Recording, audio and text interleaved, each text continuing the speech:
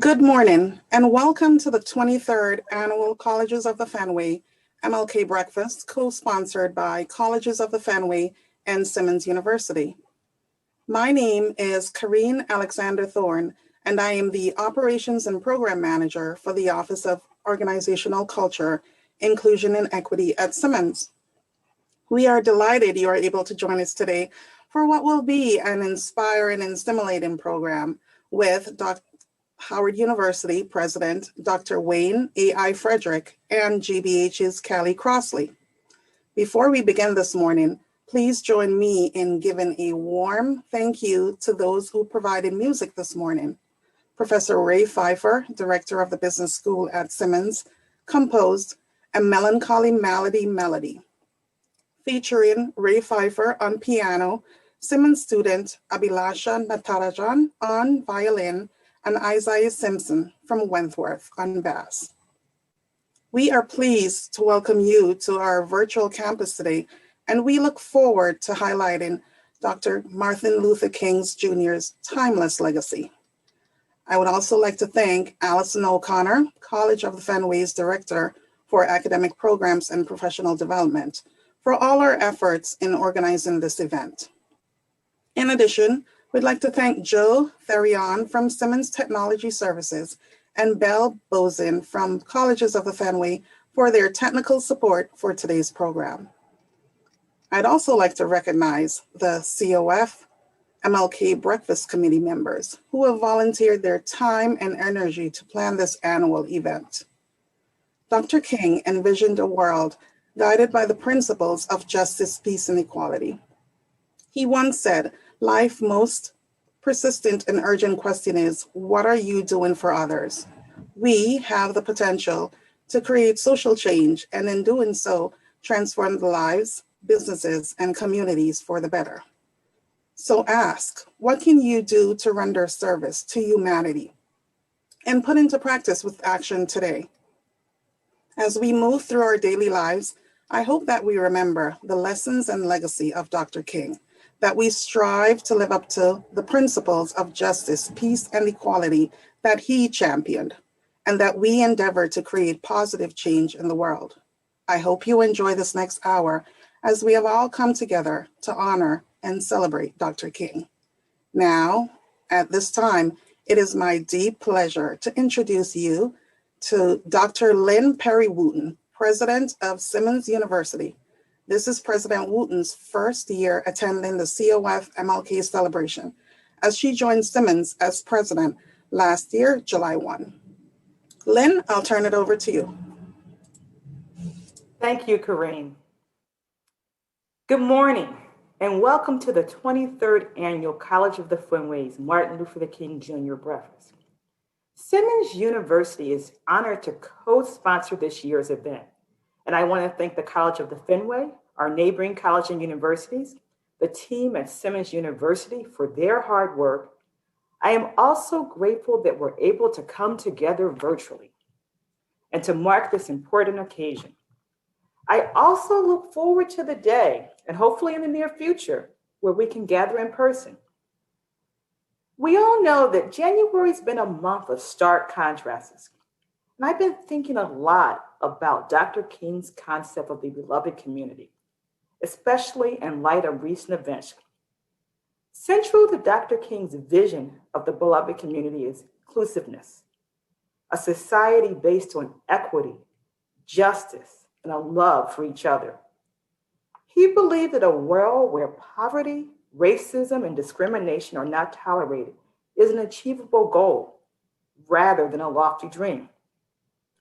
When King spoke of this concept, he highlighted a type of spirit and love that can transform opposers into friends.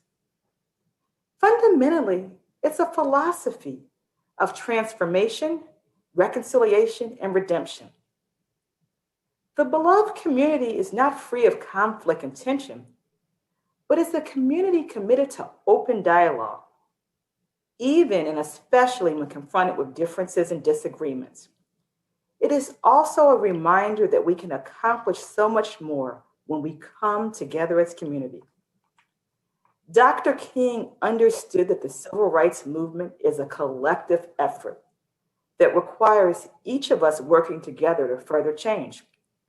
As higher education leaders and members of the higher education community, every day we have a unique opportunity to empower our campus communities to engage in these important conversations. And in that light, I am honored to introduce this morning's guest. Callie Crosby is an award-winning journalist, radio and TV host, and documentary filmmaker. She is the host of GBH's Basic Black, the longest-running program on public television that focuses on current events that impact communities of color. In addition, Callie appears on GBH's Morning Edition and Beat the Press. She also guest lectures at colleges and universities, speaking on a range of topics relating to media literacy, media and politics, and the intersection of race and gender. Among her many awards include a National Emmy, the Gold I. DuPont Columbia Award, the Edward Morrow and Clarion Awards, awards from the National Association of Black Journalists, and top honors for commentary from public radio news directors. She is the first African American to win an Oscar nomination in the documentary feature category. Callie has also been a Friar Leadership Fellow speaker at Simmons University. And Callie, post-pandemic, I'm looking forward to having a good dessert with you and some barbecue and conversation, and maybe visiting you in Martha's Vineyard from what I understand about your bio. Now, secondly, our guest for the day is Dr. Wayne Fredericks. He was appointed the 17th president of Howard University in 2014. And during his tenure, he has advanced the university's commitment to student opportunity, academic innovation, public service, and fiscal stability. Under his leadership, Howard University has expanded academic offerings, established innovative programs to support student success, and modernized university facilities. Dr. Frederick is the author of numerous peer-reviewed articles, books, chapters, abstracts, and editorials, and he is a widely recognized expert on health disparities and medical education. His medical research focuses on narrowing racial, ethnic, and gender disparities in cancer care. He is the member of a variety of surgical and medical associations. He has been named Washingtonian of the Year by Washingtonian Magazine and Male President of the Year by HBCU. When I was researching about Dr. Frederick, we have lots of things in common. Dr. Frederick graduated from high school at 14 like my father. He started Howard University at 16 after studying in Spain and did a combination of an undergrad and medical degree in 6 years. He enjoys watching soccer in his spare time. And normal circumstances, I'm not sure if Dr. Frederick and I would be as good friends. He is a Bison from Howard University, and my undergrad degree is from North Carolina A&T, where I'm an Aggie. So we're rivals, but I am proud of him. I am proud to have Callie Crosby and Dr. Frederick, and I'm thrilled to turn the conversation over to them. Thank you both for joining us today. Morning, Colleges of the Fenway. So glad to be here. I think we are in a moment going to have Dr. Frederick with us. Technology, we know that's the mark of this time. So we're going to just pause until he's able to access the Zoom and get on with us. I'm sure that's all of the 200 and some of you who are on this, on the call, understand that intimately because we've all had to deal with that. I'm delighted to be here in this role to interview Dr. Frederick from his bio, you already know what an amazing both resume and work ethic that he has. So we'll be enjoying a conversation with him very shortly. Simmons is a little bit close to my heart for a couple of reasons, not only because I was over there as a speaker, as the president has mentioned, but also my dear, dear friend, Gwen Eiffel, the late Gwen Eiffel. I was an alum, and she never let me forget that she was an alum from Simmons. I'm an alum of Wellesley, but she wanted to make it plain to me that Simmons, as far as she was concerned, was the best. So I feel close. And I've also spoken at Emmanuel College. So I've spent some time among the colleges of the Fenway, and know what a valuable contribution they bring to the overall college and university universe that we have here. And we have a rich one in the greater Boston area. So we're pausing, looking for Dr. Frederick's link, hoping that he'll be up in just a few minutes.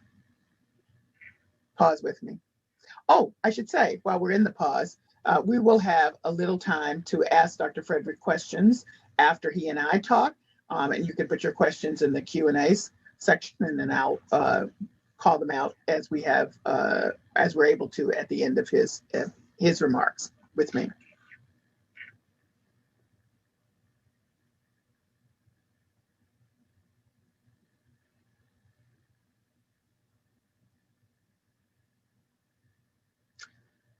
I've been asked a question myself. What does MLK mean to me?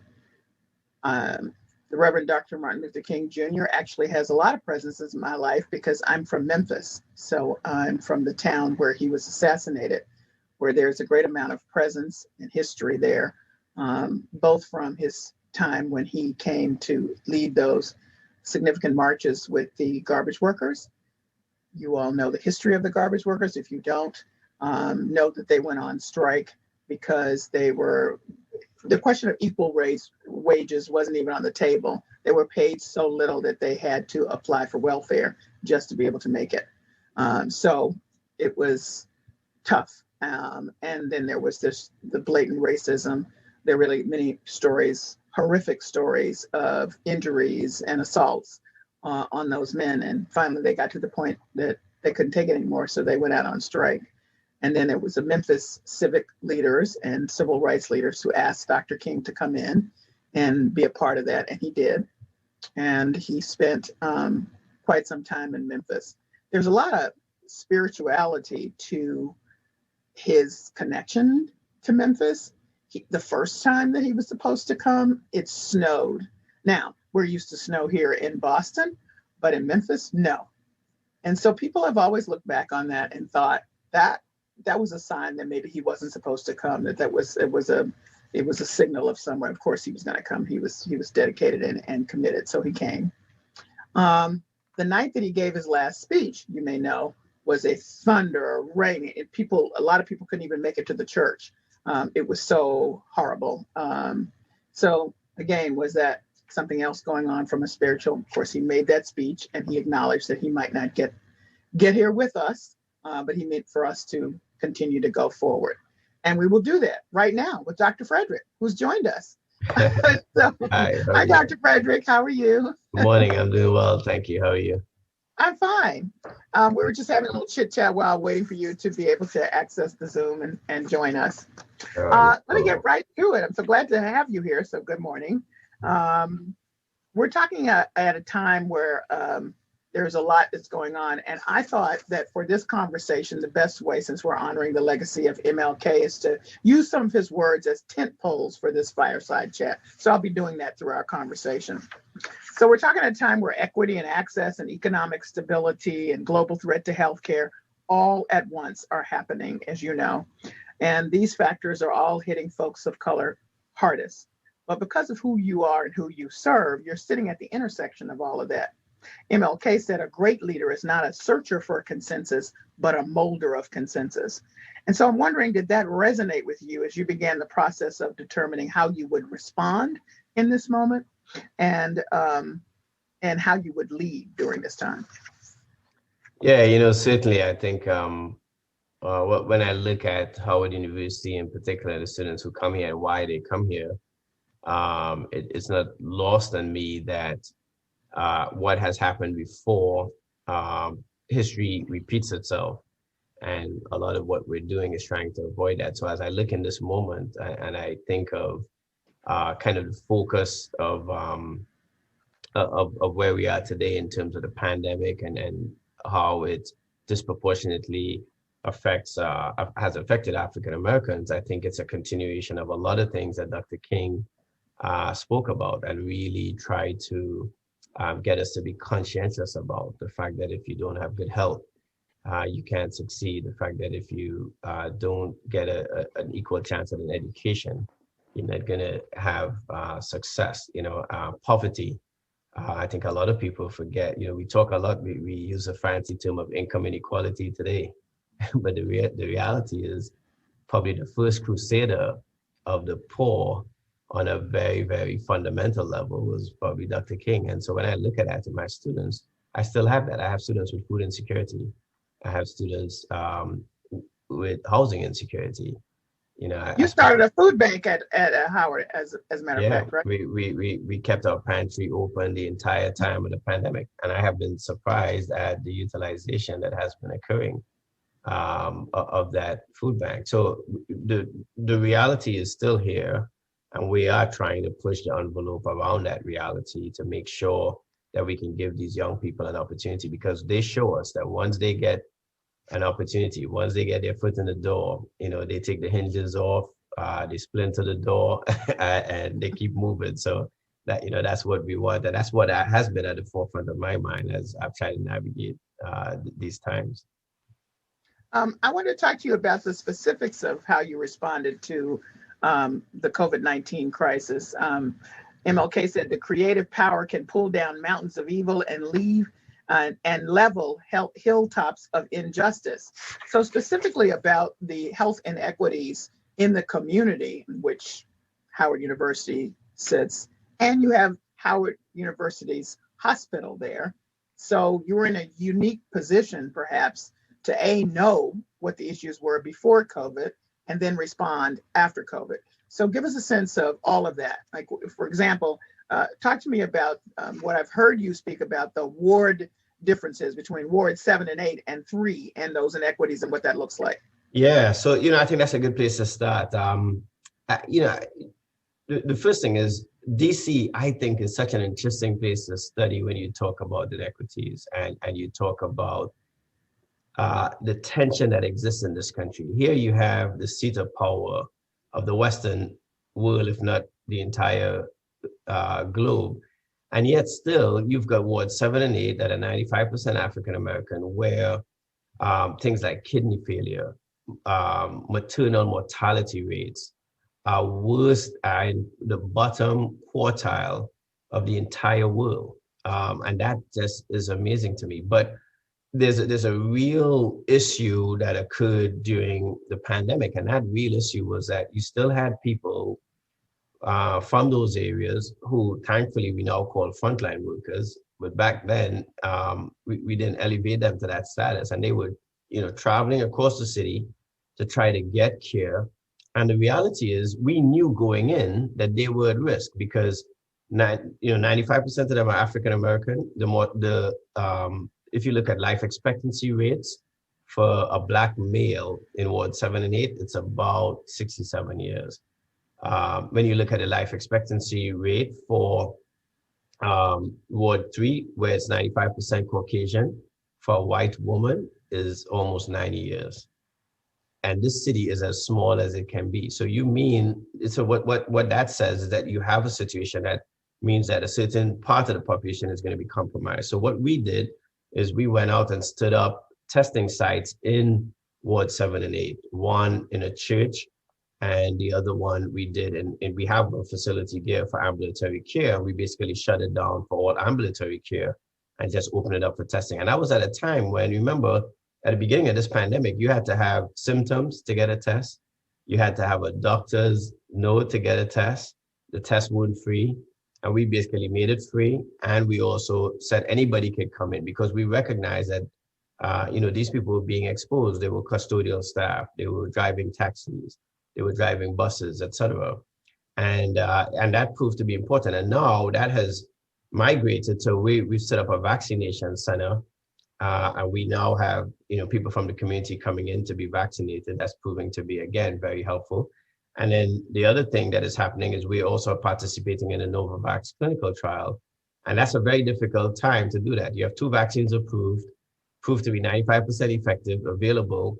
And then we're trying to convince people to come and participate in a trial. And I'll tell you, our enrollment is pretty effective, especially for African Americans. So I'm pleased about that. So why do you think you've been able to have the kind of impact? Well, first of all, you were forward thinking in the testing and moving into those communities. So how did people respond? They seem to have, as you said, come in great numbers. But, there was a whole communities outside of Howard where people weren't doing that. So you must have seemed odd, or at least, odd in that moment, because nobody was doing that. Yeah, it was certainly against the grain. But, I think one of the things that I've learned very early on, and I'm still a practicing cancer surgeon, so I still see patients and recognize the difficulties that they have. Just 2 weeks ago, I operated on a gentleman for pancreatic cancer, whose urine had turned, pretty dark orange, eyes were yellow for some time, for weeks before he, sought care. And I think what people fail to realize still is that in a pandemic, we've now really not only isolated people, but we pushed them even further away from our medical institutions. And that is what I was seeing. I was seeing more fear, and I was seeing a lack of information. And what people want, especially, I think, African Americans, is they want you to level with them. People want you to simply say, listen, this is the deal. Yes, only 2% of people who get COVID die, but let's not be mistaken. You are more at risk because you look like me. And I use that analogy all the time, because when we talk about people with comorbidities, we don't think of Howard University's president. But the reality is, I am a 49-year-old Black male with sickle cell anemia and type 1 diabetic who takes insulin. So I am that person. So I try to make it clear to people as well, because I think sometimes when we try to message as well, part of what causes the disconnect is there's this sense of we're talking about them. And I make it very clear, we're talking about us, because I'm included in that, and I think we have to keep driving that point home, that this is the collective us. And then in this particular circumstance, our interconnectedness and our dependency on each other has really come to the forefront. And the more we acknowledge and recognize that, I think the better it's going to be in terms of mindset and in terms of how we progress to get out of this as well. So you're leading in 2 ways. You've got the hospital, of course, and your very close connection to that and your work there. But there's also the Howard University undergrad that I think when people think of Howard University, they think of that group first. And you have very, very specific thoughts about what should be happening for these students in terms of their education and who they should be. MLK said, intelligence plus characters is the goal of a true education, which seems to align with your philosophy about fulfilling your calling, which is what you want Howard students to do. Talk to us about that and how it impacts then the work that you would be doing with that community, understanding those health inequities, and understanding what the role of a Howard University student can be, either from the hospital or undergrad. No, there are 2 things that I want our students to do when they come here. Our motto is truth and service. And I tell them, you don't come here to get a degree. You come here to get an education. That education only comes alive when you go out and serve the rest of the world with it. And so when students come here, I have very purposefully over the past 3 to 5 years started speaking to students about their mission, not their major. I'm not interested in your major, because you can have any major you want. The real thing that makes a difference is that mission. And the education is part of the tool set that you collect in order to go fulfill that mission. And I think, again, as we link to Dr. King, that sense of purpose is what I want to see in our young people, and I remind them as well, even if though they may be Pell Grant students with an expected family contribution of 0, 46% of my undergrads are Pell Grant students. Privilege is all relative. And sometimes in our lexicon today, we talk about privilege again in an ivory tower manner. The students who come to Howard inherit some sense of privilege, even if they are on a full scholarship, even if they have some food insecurity and housing insecurity, their education is providing them with some privilege. And we all have a responsibility to use that for the betterment of others. And that's what I want to see. And I think, again, when I look at Dr. King, the other thing that also resonates with me about how Dr. King really pushed us to be our better selves is also recognizing that there's a role that we all can play, right? Sometimes we want to be not just the drum major, but we want to be the conductor of the orchestra. And some of us will be, there's no doubt about that. But even with the drum major, you need the smaller beats. You need somebody to maintain the rhythm. You need somebody every now and then to give you that crescendo. And so we all have to recognize that even in that drum beat of a movement, whether it's Black Lives Matter or whatever else, we have a role to play. And finding that role through our mission and getting the kind of the skill set in order to be effective is part of what they should be doing while they're here at Howard. So all of the people on this call are working at colleges, and they've had a huge struggle because of COVID specifically, and trying to figure out how to get the kind of education, the service, or whatever that you're talking about to the Howard students. And I'm wondering how you did it with the school being closed. Some colleges have done hybrid, some have done remote, some if it's a whole, and everybody's trying to figure out what's the best way. You determined that the best way for Howard was to be totally remote education. So you kept that going in the fall, and you've announced that that's happening in the spring semester as well. How is that working? Yeah, the adjustment that we've been trying to make, first, just to give the basis for the decision, we employ more African-American faculty than any other higher ed institution in America that's residential. And so I felt we had a responsibility, given the disproportionate impact that this pandemic has had on African-Americans, to protect our faculty and staff alike. And so part of that decision was, yes, while infection numbers may have been trending a certain way as we were coming into the fall, I felt that we had significant risk. And so again, in the spring after the holiday season, what we've tried to do is to make sure that we kept our students. We had a very robust election cycle. Our students are very politically active, and obviously having an alumna on the ballot helped in terms of getting people really rallied around the issues. And as I try to say again to students, this is not just about going to vote for the president and vice president of the United States. It's about every down ballot vote as well. But it's also about every issue. And so the other thing that we try to do is gather people around the issues, right? Why are people arguing over the federal deficit, or should they be? When we talk about the green deal, what exactly does that mean? Let's break it down. You're in an academic institution. You should not be going to the polls without information. And so we really have tried to stress that regardless of how you're going to vote, just be clear as to why you're taking a certain tact in terms of how you vote. And again, I think because we've done that, I think fairly robustly, we've engaged students and our faculty in a discussion. The other thing that I did from a communications point of view, more so than anything else, was to have a faculty member every Friday pen a letter to the community on one of these issues under my heading of a letter that I would usually send out. And so, we had people talking about the recession and how the pandemic is going to impact that. We had people talking about the pandemic itself and the health issues around it and testing. And I think all of that, kind of kept us going. The reality, though, is the socialization that occurs on this campus is ultimately our sweet sauce, right?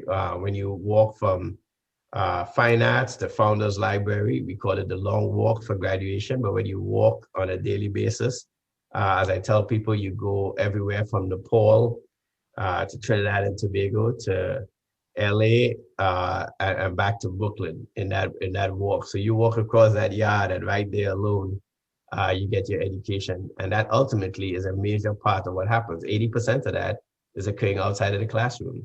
And it's irreplaceable. Now, last night I was talking to a student who was going to get on a couple of mixers last night. So the students have also figured out ways to kind of keep that socialization going, but you want it to be as organic as possible. So you want to run into that accent and stuff and make an inquiry as to, what that cacophony of, different voices are about. And that's something that can be replaced in this virtual environment. I'm very interested in something that you decided to do with your cabinet. I understand your HR person is a rock star, and he worked with you and your cabinet to come up with this. MLK said leadership never ascends from the pew to the pulpit, but invariably descends from the pulpit to the pew. So you went to the pew by doing something interesting and reaching out to your students during this time. Talk about it. Yeah, I kind of gathered everybody together one day and I said, listen, we keep hearing about how students are struggling. And I'm the father of a 16-year-old son and a 14-year-old daughter with two very different personalities. My son has probably benefited from the pandemic because he's a shy kid. He's a very smart kid and also plays soccer pretty at a very high level. But he's not crazy about the limelight, not crazy about crowds. My daughter, on the other hand, is a social butterfly. And I've seen her struggle. And so I said to the team, maybe we really need to reach out to the campus, as it were, and just see what's going on. So we divided up lists. The rules were that you couldn't call someone you knew or you've known before, whether it was a student, a staff member, or faculty member, and everybody had to call at least 10 people a week. And it was just a random call, check in, how you doing, how are things, etc. And I was amazed at the response. A couple of students, as you can imagine, thought it was a gimmick. They're like, this is not really Dr. Frederick. And then once we got past that, it was great to just talk to people organically. Some people were doing well with their online learning. Some people were struggling. Staff was interesting. I called a couple of people who had just learned of family members who had been infected. And that was early in the pandemic when we didn't know what those outcomes would be like. And so, I could hear the worry in their voices. I had a faculty member who was very concerned about trying to teach while providing daycare, as it were, for her own children. And, all of those things made us come back to the table as a group and say, okay, we figured out a lot of this, but there's a lot more that we need to figure out. So, we decided no furloughs and no layoffs, which was a bold step to take, because to be quite honest, we've estimated anywhere from 20 to 40% of our staff probably isn't doing much more than 30% time, in terms of all of the things that would need to be done if the campus was open. You've got people who drive vehicles, there's nobody to drive around, etc. And we decided to keep everybody intact, because when we looked at the unemployment rate and after those calls, we recognized that people were hurting and we needed to take that chance. And, so far it's worked out well. I just got off another call looking at the finances, and we're in a pretty decent place, And so, but we've done other things, just to be clear, this hasn't been done on a whim and a prayer. We've done other things to control expenses, but that was that listening tour, as it were, was great. And I think it also lifted people's spirits. It made us have virtual happy hours for the staff. There's several other things that we did as a result of making those phone calls. So much so that you think that this is a, quote, golden generation, that in fact, these hard times, this particular set of circumstances, which is so difficult in all the ways that we've mentioned, will actually be, in the end, good for these students. Yeah, I think America's history has been that through every difficult period, we've created almost a golden generation, a generation that are hardened by the circumstances through which they had to live through, but also embrace the opportunities that that provided them. And it builds character. It also builds a compassion for humanity. And these confluence of things that have occurred, and it's a very interesting confluence. And I want to make sure that we're clear about that as well. You've had a pandemic, which has made us realize just how much we depend on the people who, stock our grocery shelves and cash our groceries out, as much as our physicians and nurses. This pandemic has also caused a recession for quite a large swath that are hurting collectively. And then you have a kind of resurgence of racial or race, I would say racism, in terms of the conscientiousness of its existence, in a way that all of America had to see it, had to see the murder of a Black man to really make us sit up and say, wait a minute, what's going on here? This is real. I mean, this is not somebody complaining about something that we just can't feel. And so you have a very unusual confluence of things that have occurred. And then you drop into all of that an election. And as messy as our democracy is, I have to remind people that within a 6-week period, we not only elected and inaugurated a Black woman vice president for the first time, but we also had an insurrection and had a president completely turn his back on the American public in the middle of a pandemic, right? You can't have, I mean, any one of those things, anywhere along the line of history would be fine, but for it to all happen at once, I'm convinced that young people are going to see something different. They all are going to take something different away from it. But I think ultimately it's going to be for their betterment in terms of recognizing that all of these things are possible.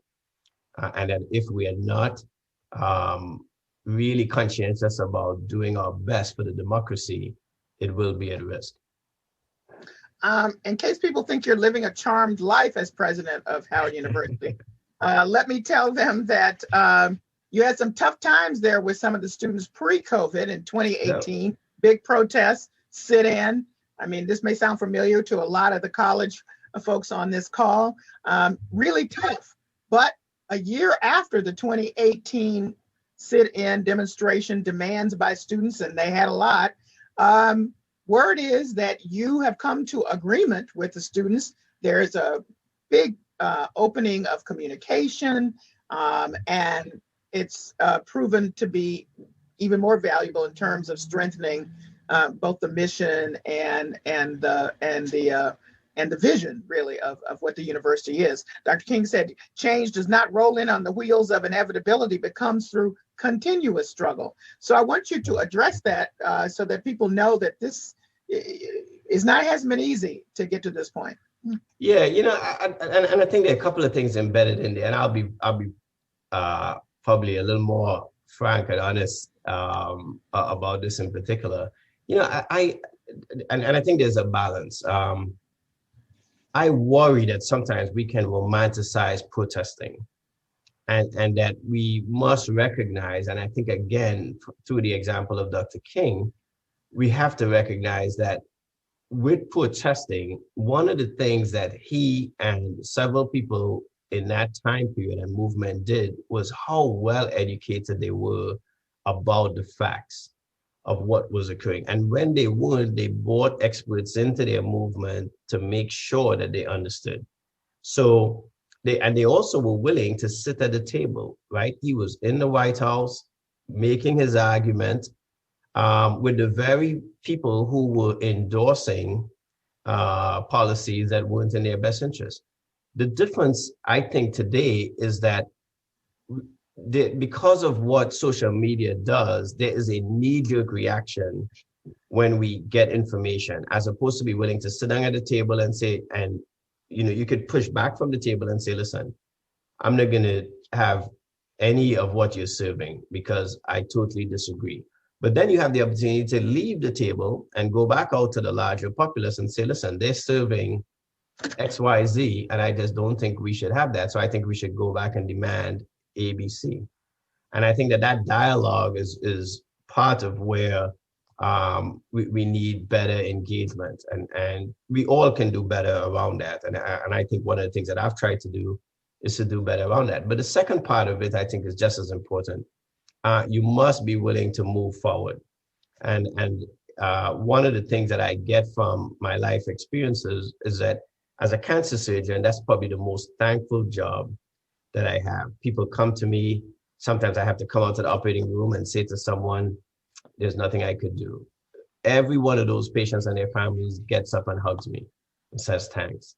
I will never understand it, but I will always be humbled by it.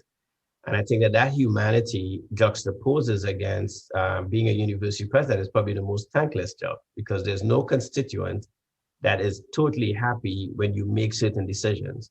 It affects everybody differently. Alums see it differently, students may see it differently, faculty may see it differently. But the common purpose of what we must do means that it's important. And so that brings me to the last point, which is we also have to separate the president from the presidency. The presidency of our universities is very different from who is the president. And the reason why we have to hold the presidency accountable and in a different way and recognize that the president is interchangeable is because that allows us to speak our own truths. And once we do that, we then come to better solutions. So for instance, one truth at Howard now is that we've sent an alumna to the White House before we sent one to this office. Right? So we've had 17 men run this university, and it's high time for a woman to run this university. So one of my responsibilities in that progression and forward thinking is to get out of the way for the first female president, but to leave her the presidency intact and a university that is on the rise and doing the right thing so that she could be successful. Well, you've only been there 7 years, so you got a little, in that role, so you got a little time before that happens. Let's look forward. Howard University has recently had amazing visibility. I learned a lot about it on Blackish, not to mention your famous alum who's in the White House now. And there's so many more we could name: Ta-Nehisi Coates, Isabel Wilkerson, Toni Morrison, Chadwick Boseman, on and on and on and on and on. And it seems to me that that visibility, and also the rest of the people whose names we don't know and what they've been doing out in the world, has brought some good attention to you. You've gotten some great financial support, both from Mackenzie Scott and from the Bloomberg Philanthropies. How will that help you in moving in a direction that supports the kind of a legacy that we're talking about with regard to Reverend Martin Luther King Jr.? Yeah, a couple of things. First, let me start with the alum and the visibility.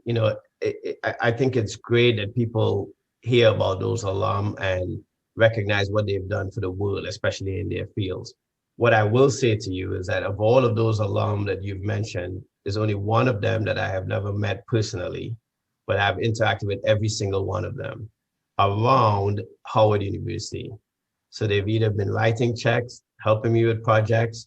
And so the other strong case I want to make is that they have been so dedicated to this place that it has been absolutely humbling, especially as a triple alum myself. The second thing I would say is that I have about 80,000 living alum, and a lot of them are doing the blocking and tackling to move communities forward in their communities. And that's the other thing, that while they may not make the cover of the New York Times or the Washington Post, they're doing exactly what we want them to do. They came here and got their truth, and they're out there, serving. The philanthropic support is absolutely welcome, and it does allow us to support students, especially the fact that Howard, as a private institution, takes in 46% of its undergrad students who are Pell Grant eligible. And so that support is necessary. But we also have to develop the campus. We have an older facility, and so we're rejuvenating that in terms of changing it. We're trying to bring on new programs, and I think that that's also critical. But one of the things that I do want to note that has been absolutely humbling is over the past 2 years, the number of alum who've given to the university has doubled to tripled. And while the big gifts obviously, again, catch the headlines, a very big story is being told today by Howard alum. And I've been making the case since I came into office that we have to support our own. before we can expect others to join. And we're happy that others will join the caravan, but we have to be responsible for the maintenance of it. And I'm very pleased to say that that's what we're seeing in terms of alumni giving. So when I started, to now, alumni giving is almost tripled, and that is extremely important as well. We're going to be in a holding pattern. By we, I mean the nation and the world, because of this pandemic for some time. So a lot of the issues that we've discussed here are going to continue and be particularly impactful on the community that you serve. Dr. King says we must accept finite disappointment, but never lose infinite hope. So my question to you, before we move into questions from others, is what were the important lessons you've learned, just personally and perhaps from a presidential standpoint, during this pandemic and the economic downturn and the racial reckoning? Yeah, the personal, I'd say the personal lessons have been strong. As I said, I have a 16-year-old son and a 14-year-old kid, and I'm an admirer of my kids. I tell people all the time that I probably have learned more from my kids than any other two people in the world. And one of the things I learned during this pandemic was just how compassionate young people in that age group are. They get a lot of information in short bites, but their conscientiousness about the world around them is not where mine was when I was their age. And I'm amazed by that and humbled by that. On the weekends, I try to cook with my kids, and is one of the things that came out of the pandemic, and we turned into having 3 and 4 hour dinners. And I have to tell you, I look forward to that so much because there's so much there. And so the point I'm making is that I think if we sometimes just slow ourselves down enough to appreciate what we have right in our vicinity, because sometimes we think about our own growth in a very complicated manner. We think of it from a very external point of view, but there's a lot around us in our immediate vicinity that I think this pandemic has taught us to appreciate and to be committed to. And I think as a president, I've seen that as well. I've come into this office almost every day during the pandemic. Been going to the hospital to take care of patients, and just looking at the dedication of not just the frontline workers, but the people the custodial staff, et cetera, seeing them in the hospital every day with worry on their faces. They're going into rooms to clean rooms where they know a patient has had COVID, and yet still they have to go back home. There's not a lot of information, and just watching that dedication has been humbling. And so I think we live in and I think an unbelievable time. But I also think that we all have to spend a little more time appreciating each other and just what we have, because there's a lot of love in the world. And unfortunately, a lot of us just don't spend enough of our time. And I say us, I'm including myself, to just stop and say thanks to people for just being. Okay, we're kind of turned to questions now. Here's the first. What advice do you have for others in higher education to help advance Dr. King's work? One of my words of advice is to recognize that injustice anywhere, it has to be rooted out. I think that's one of the things that he was clear about. And so sometimes we are a little hesitant to get into fights that we feel we don't belong in. But one of the things that he was clear about is that we should stand against injustice everywhere, anytime we see it. And we should not just wait until it hurts us or until we have blood being shed over a cause to get involved. Now, that's not to say that we should spread ourselves too thin, but I do think as higher ed leaders, and rightly so, our lawyers and communications experts, kind of want us to be careful about what we say. Everything you say is going to get in the newspaper, et cetera. That's one of the downsides of being Howard's president. But the reality is, you can be silent on issues. And I think in this pandemic, we've seen that, right? Our higher ed institutions were putting out information about the pandemic. A lot of us have academic medical centers, and we see the value of having an active higher ed as part of our solutions to our country. And I think we need to be a little more bold and probably take a little more risk around that issue. Well, given that, how as educators can we help, this questioner asks, help students to be anti-racist in a time of racial unrest?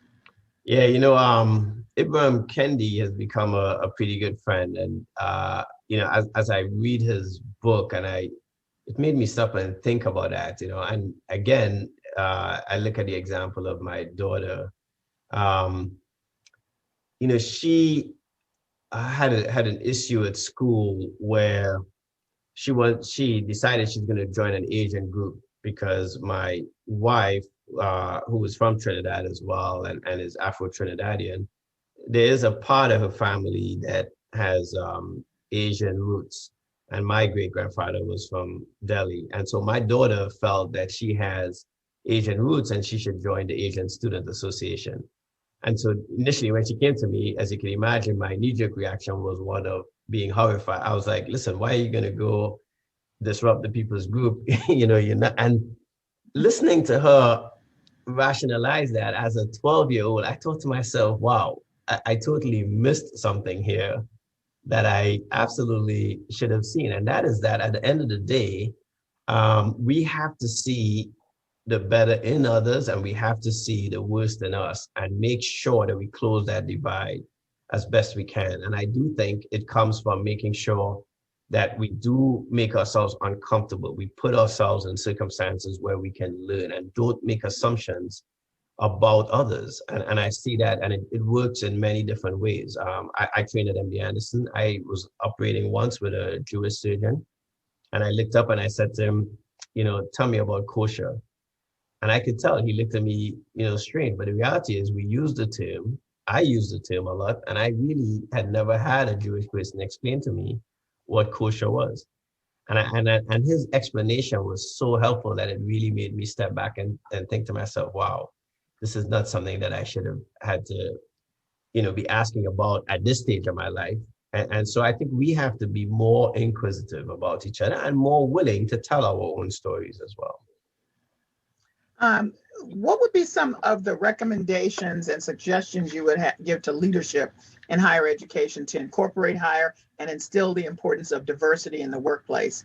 And this would include the higher level management staff as well as faculty. Yeah, great question. I've had an experience here. So 70% of my undergrads are a woman. When I came into the office, I had one permanent dean who was a woman. And so I decided that we had to change that.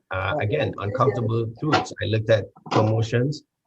You were more likely to be promoted if you were male as opposed to if you were female. And so when I looked at that, I said, we have a problem. Now, remember, Howard's DNA is social justice. So to come and tell the campus that we are not the embodiment of who we say we are wasn't popular.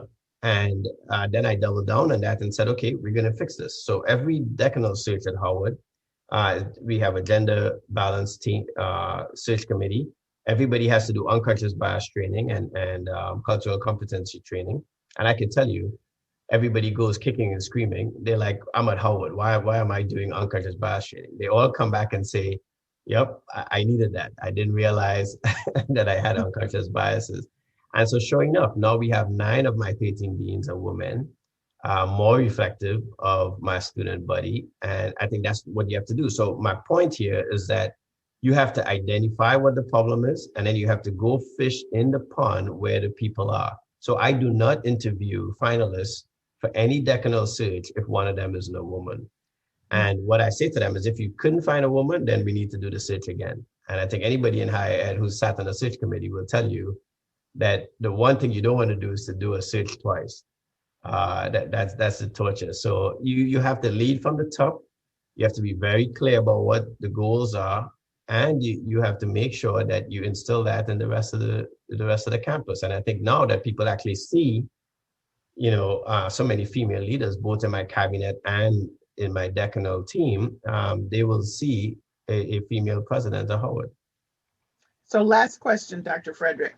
What's the most impactful way to increase the sense of belonging for students, which has been identified as critical for success for Black, Indigenous, people of color in academia? Yeah, I think that's a good question. And obviously, I think that there's a lot, there's a lot that one can do to really, I would say, engage the campus. And one of the things that you have to do, I think, is to create spaces and opportunity for that interaction to occur.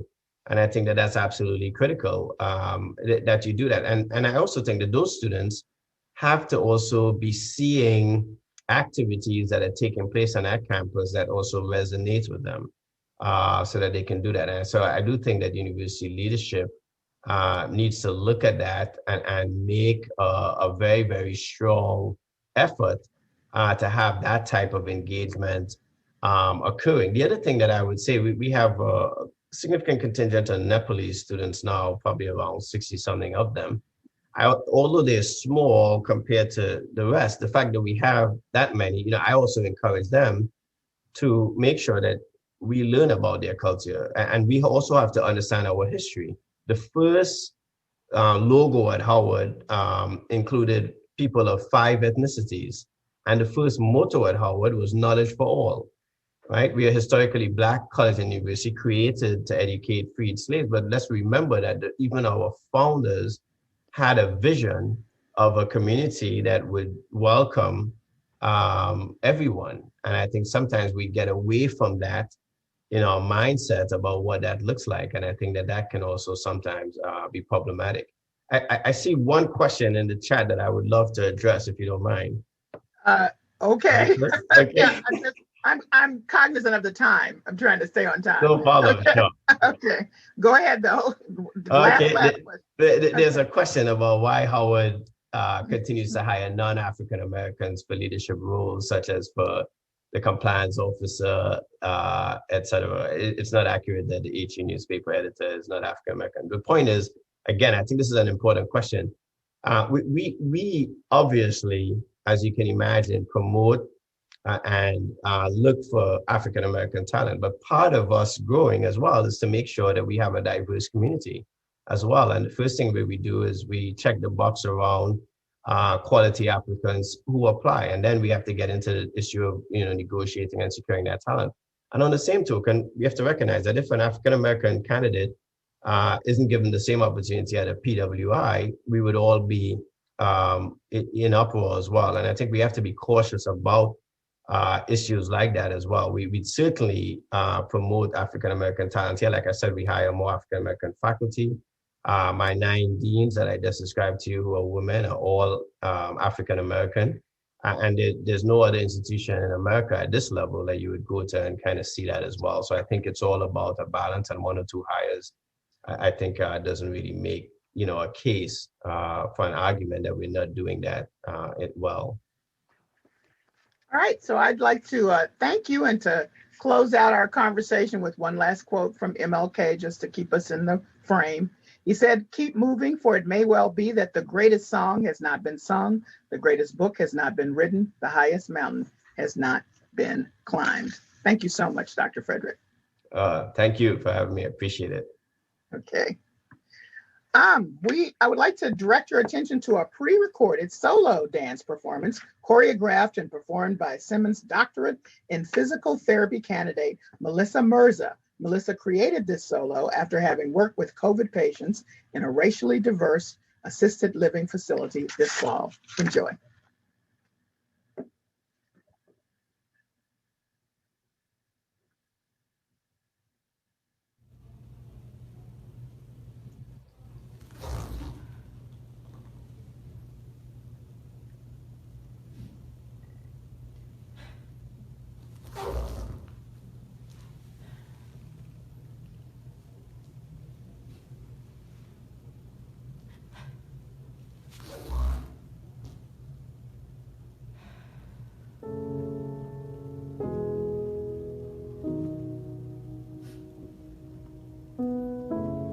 Mask.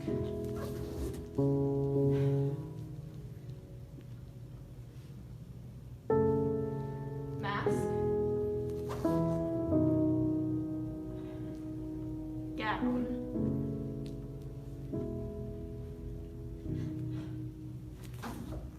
Goggles or face shield.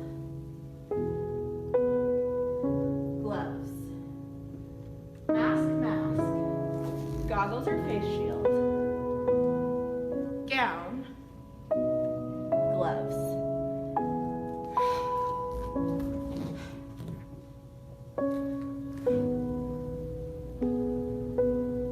Change your gown.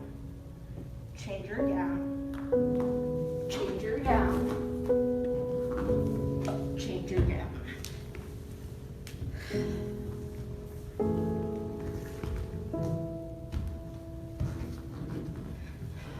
Enter.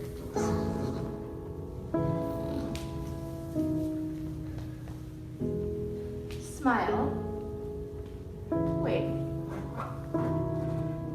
They can't see your face. Tell them you're smiling.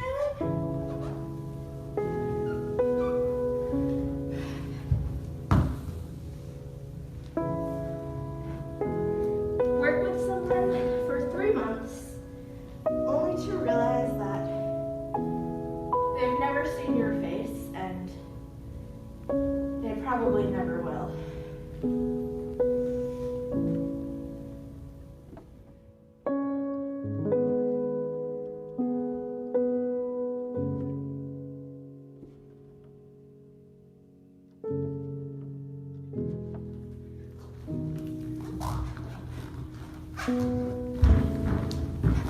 Again. Again. Again.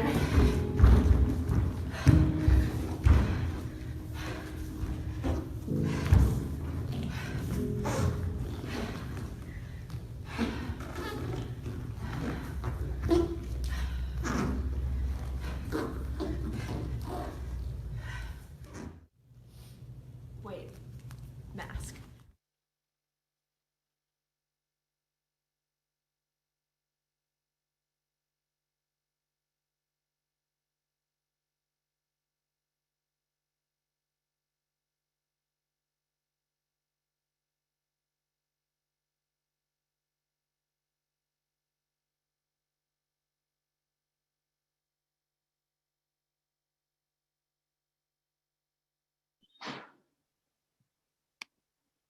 Thank you so much, Melissa Mirza. Simmons Class of 21 for that beautiful performance. I am Claire Ramsbottom, Executive Director of the Colleges of the Fenway. And wow, well, I miss the warm sense of connection and opportunity to see that comes with seeing so many of you at our annual MLK Breakfast. I'm so appreciative of the chance to listen in on this conversation and hear the perspective that Dr. Frederick brings to his work, both as an educator and as a physician. I so resonated with his vision for his work with students at Howard. What is our purpose and how are we working with our students to help them realize their mission in life? Both he and Lynn Wooten reminded us about the critical role of community, our interconnectedness, and our dependency on each other. I know that, like me, so many of you have rededicated yourselves to addressing the very principles that Dr. Martin Luther King Jr. called upon us all to embrace. We've had to face up to the brutal realities of how unfinished our business really is, and own that the work is ours to do. We need to step up with moral courage, the willingness to take a potentially costly moral action simply because it's our duty to do so. While we may have known that there was a ways to go before Dr. King's vision of the shining city on a hill could be realized, we've been confronted with the reality that this vision is, as one editorial I read last week noted, endlessly potent and terribly vulnerable. It is up to each and all of us. With this in mind, it is my privilege to recognize this year's recipient for the Colleges of the Fenway MLK Inclusive Service Award. This award is to recognize a faculty or staff member who goes above and beyond day-to-day professional responsibilities on their campus to embody the spirit and legacy of Dr. King. This year, the selection committee reviewed nominations for 13 individuals and one group who have all taken on addressing diversity and inclusion throughout their work. While we were only able to select one recipient, I want to acknowledge those who are nominated and recognize that there are many other people who, while they may not have been nominated, are doing the work. I'm sure many of you joined us today. The nominees this year were Jeff Smith Jr. from Emmanuel College, Dr. Mary Potorti from MCPHS, Dr. Kerry Griffin from MCPHS, and I want to recognize that Kerry was given the award last year, Dean Michael Spooner from MCPHS, Brianna Descharnes from Simmons University, Charles Kim from MCPHS, Molly Payne from MCPHS, David Simpson from Wentworth, the National Organization for Minority Students at Wentworth, Peter Fowler at Wentworth, Bridget McNamee at Wentworth, and Anuja Kamat from Wentworth.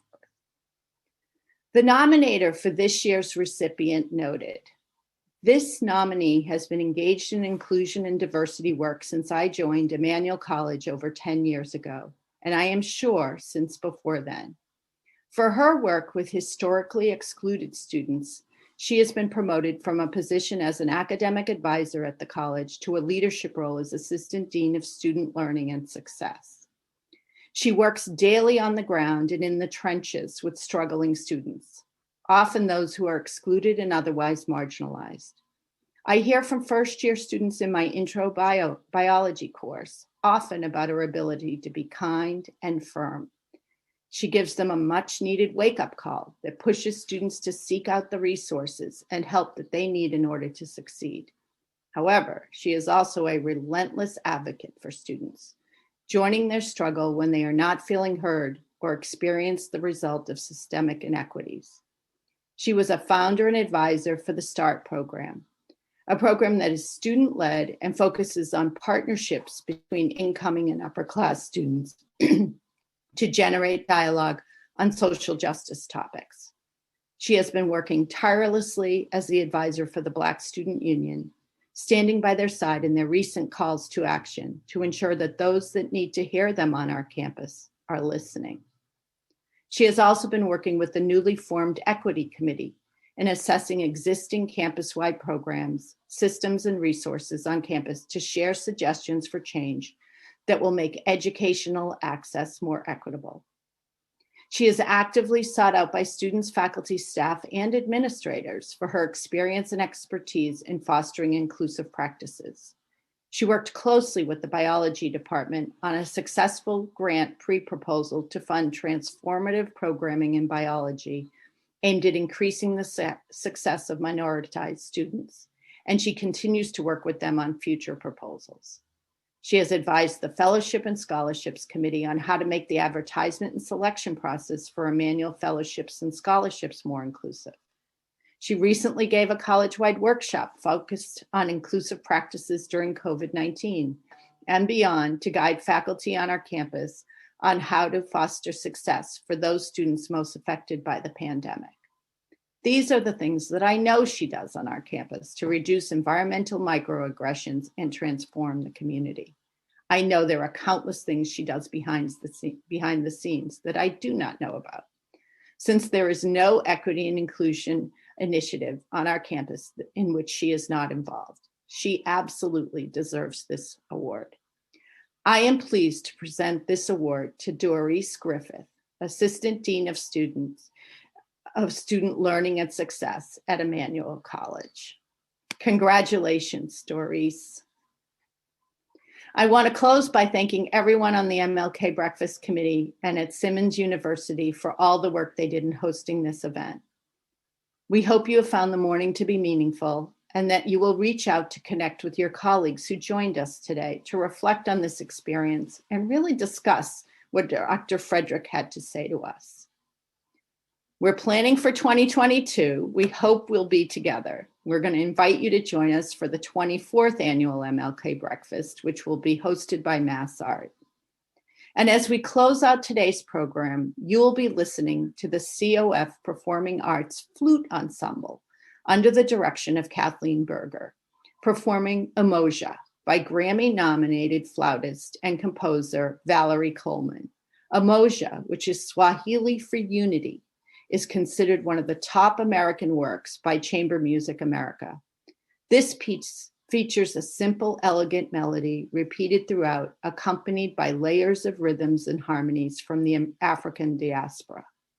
Kathleen is joined by ensemble members Erin Haley from Emmanuel College, Christine Lee from MCPHS, Ruth Levitsky, Carolyn Peterson, and Mika Shabuya from Simmons University, and Lee Wittringham from Wentworth Institute of Technology. Enjoy the rest of your morning, and we will see you next year.